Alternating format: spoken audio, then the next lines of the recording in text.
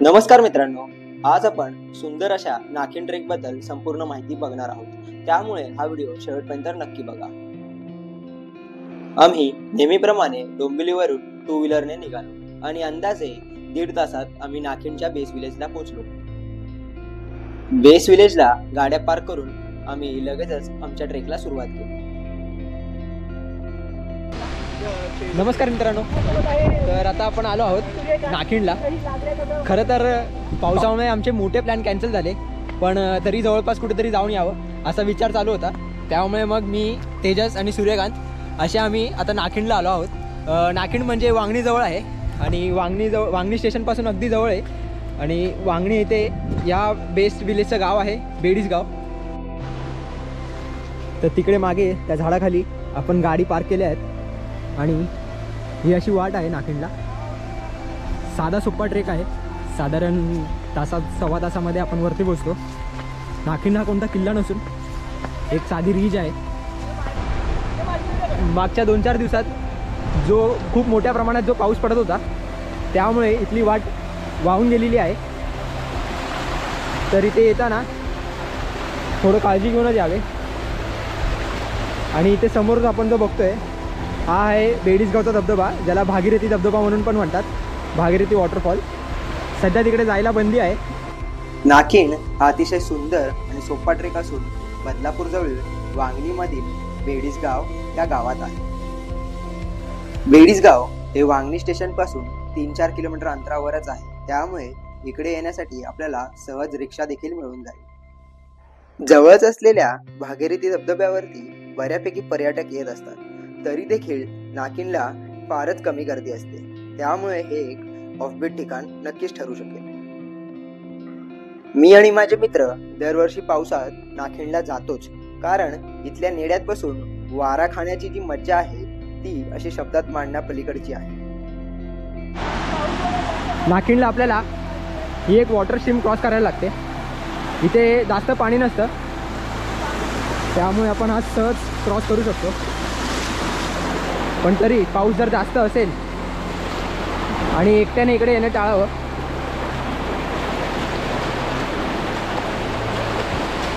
आपण बघू शकतो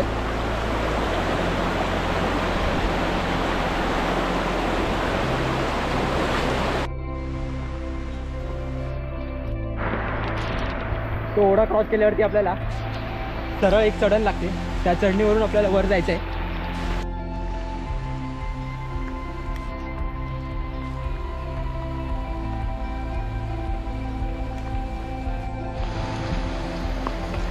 तर वाटेत आपल्याला अशी ही पाईपलाईन लागली की समजावं की आपण योग्य मार्गावर आहोत. साधारण 15 ते 20 मिनटं चालत आल्यावरती आपण वरती या वाघिणीच्या वाडीजवळ येऊन पोहोचतो. आपण इथे बघू शकतो ही वाघिणीची शाळा आहे आणि मागे तिथे वाडी आहे. आणि या वाडीवरूनच मागे जी वाट जाते त्या वाटेवरूनच आपल्याला नाखिनला जाता येतं. शाळेच्या मागून वस्तीच्या मधोमध जाणारी जी वाट आहे त्या वाटेवरूनच आपल्याला सरळ चालत राहायचं आहे. गावापासून वरती टॉपला पोहोचण्यासाठी अंदाजे 1 तास पुरेसा आहे.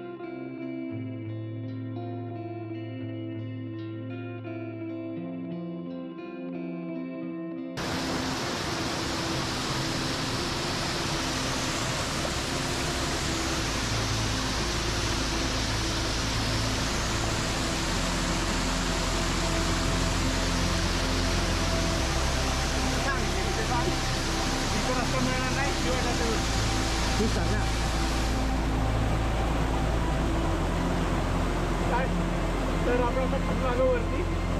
वर आलो की आपलं डावीच्या त्या ओढ्याच्या डाव्या बाजूला वर चढायचं. किंवा उजवीकडे कोणतीही वाट नाही आहे. तिथं वाट ही सरळ जाणारी वाट आहे.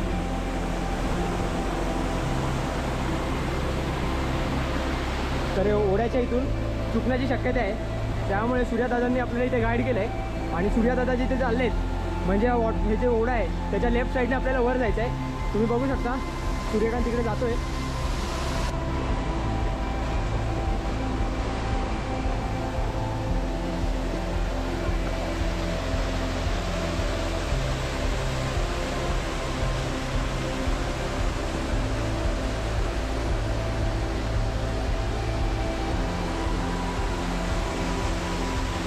जसे पाण्याचे ओढे लागतील तसं आपल्याला लेफ्ट साईडला जायचं आहे.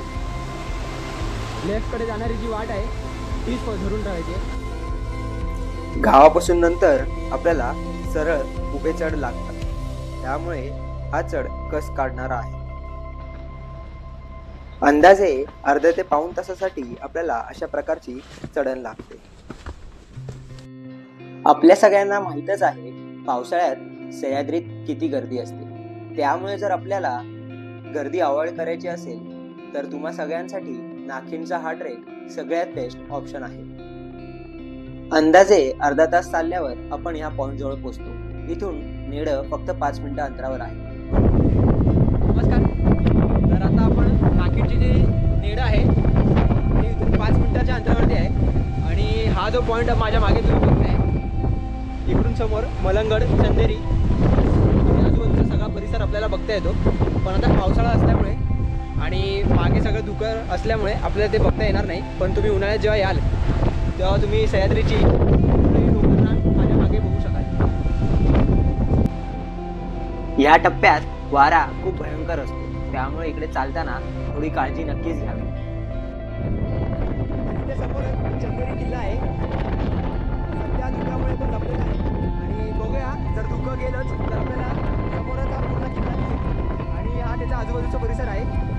आणि इकडे नाखिंडचं नेडं आहे. पुढे त्या साईडला पुढे कलावंतीन आणि प्रबळगड दिसतो आपल्याला.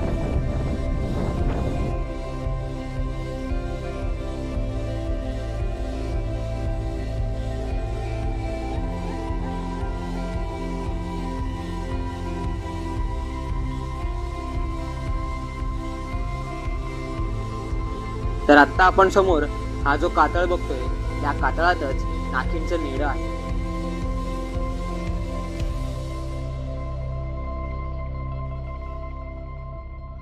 कातळाच्या लेफ्ट साईडने जी वाट जाते तीच वाट पुढे नेड्याकडे जाते आणि नेड्याच्या वर देखील आपल्याला जाता येतं. पण आम्ही ह्यावेळी नेड्यापर्यंतच थांबलो, कारण आम्ही मागच्या वर्षी जेव्हा आलो होतो तेव्हा आम्ही टॉपपर्यंत गेलो होतो आणि आज पाऊस आणि वारा खूप जास्त असल्यामुळे आम्ही वर जाण्याचं टाळलं.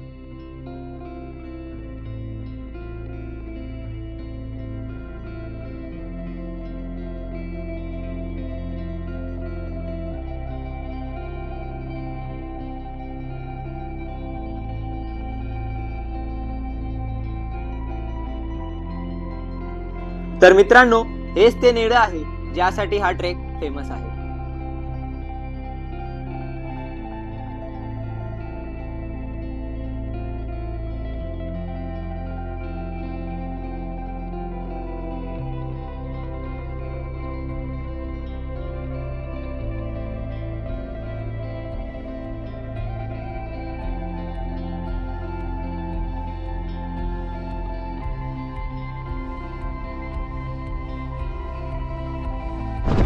आपण नाखिंडच्या नेड्यात आहोत.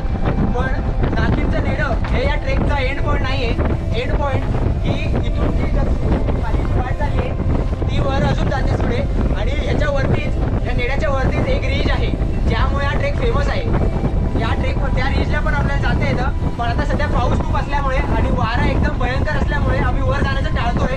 त्यामुळे तुम्ही पण ते जर वारा खूप असेल आणि पाऊस खूप असेल तर ते टाळावे, कारण ही वाट जी आहे ती एकदम निसरडी आहे, एकदम स्लिपरी आहे. त्यामुळे तुम्ही वातावरण बघूनच योग्य तो निर्णय घ्यावा.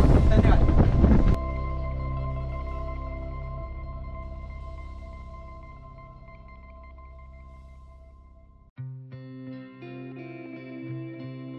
नेड्यात निवांत बसून इथल्या वातावरणाचा आनंद घेत आम्ही आमच्यासोबत आणलेल्या नाश्त्यावर ताव मारून झाल्यावर परतीच्या प्रवासाला लागलो. तर अशा प्रकारे आपला हा नाखिंडचा ट्रेक संपला आहे आणि आता आपण परत खाली उतरायला चाललो आहोत. तर बघूया खाली जायला किती वेळ लागतो आणि खालचा प्रवास